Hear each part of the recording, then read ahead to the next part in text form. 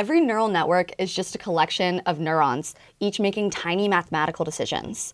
My goal today is going to be to show you what a single neuron does and how it transforms numbers into signals and learns which features within its training data matter most.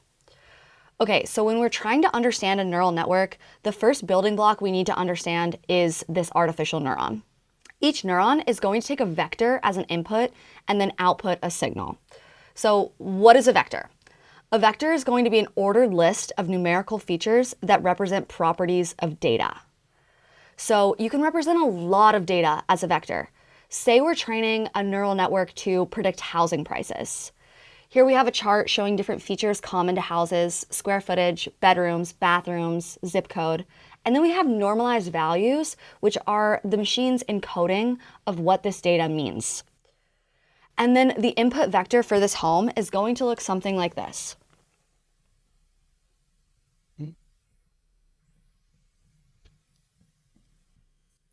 And this vector right here is what's going to go in to our neuron. Now, over the course of training, the neural network might learn that square footage is super important in predicting housing pricing. So we'd multiply that normalized number by a value of 0.9 to represent its importance. While maybe the bathrooms are less important to predicting housing prices, so we'd multiply that by 0.2. Each feature here is getting multiplied by its learned importance, or weight, and on like this to get the weighted sum, which looks like this, or explicitly this. Now, every neuron in a layer sees the same input vector, the same 4 features: size, bedrooms, bathrooms, zip code in this simplified case. But what they do with those numbers is different, because each neuron is going to have its own set of weights. The weights are what's determining what this neuron is paying attention to. The first neuron might care most about square footage and zip code, and the second might react more to the number of bedrooms or bathrooms.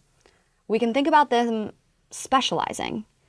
And if one neuron consistently helps to reduce loss by paying attention to large suburban homes, in other words, it contributes to this neural network outputting the correct answer, then it will learn and evolve to detect that pattern more and more strongly. And over time, each neuron discovers a different useful signal, a pattern that's going to help us predict price. Now, if you were just computing this weighted sum, the vectors and their importances, it would come out to be any number. So we want to make this standardized between 0 and 1. And to make that happen, we're going to apply the sigmoid function, more commonly known as the activation function. I think of it as like the sigmoid squishification function, because it's going to compress any input number into a range between 0 and 1, making it easier for our network to decide if a pattern is present. Though today, most neural networks are going to use ReLU instead of sigmoid for efficiency, we're using sigmoid here for simplicity of conceptualizing this. Now, you'll see the B at the end of this equation, and that's our bias term. This here shifts the activation threshold, and it helps the neuron fire even when all the inputs are small. So this activation function is what makes a neural network nonlinear. Meaning, without activation functions, stacking neurons would just give you another linear model, and nonlinearity is what allows these networks to learn complex patterns. The activation decides whether a neuron fires, and whether its weighted sum is strong enough to make it to the next layer. So each neuron outputs a value after applying the activation function. That output is the activation level. A highly activated neuron means that for this particular house, the neuron's output is large, close to 1 for sigmoid, or positive or high for ReLU.